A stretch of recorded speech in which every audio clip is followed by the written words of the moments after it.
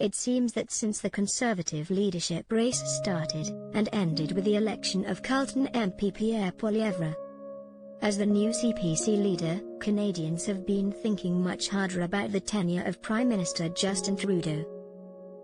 For a while now, Trudeau's approval ratings have slumped hard, sitting around the mid to high 30s. And his party has been significantly trailing the Conservative Party for the past couple of months. For context, Trudeau's approval was in the mid-40s before the 2021 election. Despite the bad indicators for Trudeau, many Liberals in the media are trying to claim each poll or indicator of Trudeau.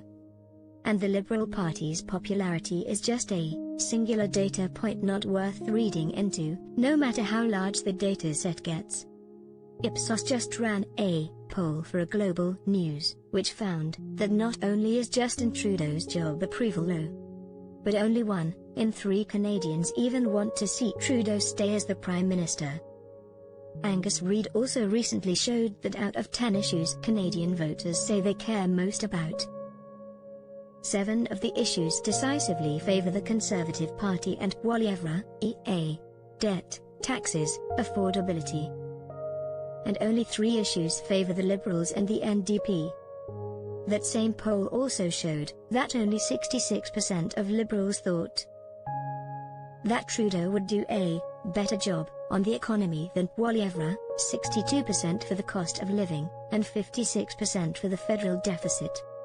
These are seriously not issues any leader can be performing this poorly on with members of his own party.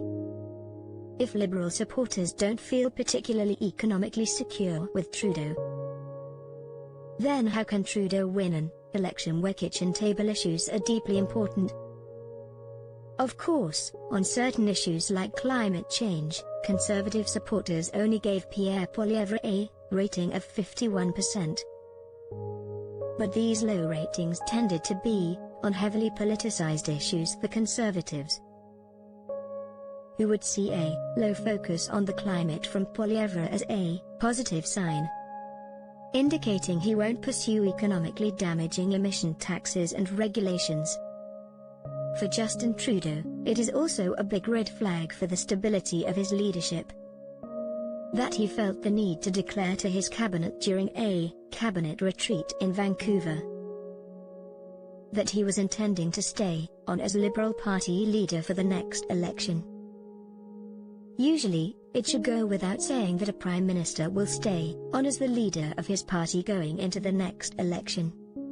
But it seems like Trudeau has had to fight more in the background in order to keep his position secure. Many Liberal MPs who are occupying swing ridings would likely prefer a more stable and less clownish leader like Chrystia Freeland or Mark Carney. But at the same time, simply replacing Trudeau would be a dangerous acknowledgement that the Trudeau years have not been treating Canadians very well.